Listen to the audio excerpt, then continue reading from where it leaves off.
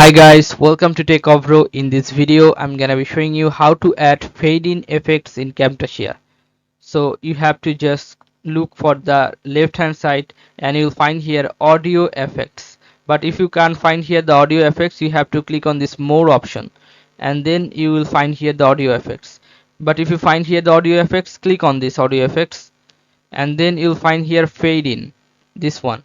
All you have to just drag, click and hold for 1 second and drag it to the timeline, and you can see now the straight line has been got fade in, this one, and the sound like this.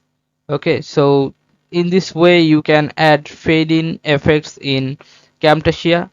So this is so simple guys, you can see, and you can do it in 1 minute. So guys, if you find this video helpful, then please give a thumbs up and don't forget to subscribe the channel. Thank you so much for watching the video.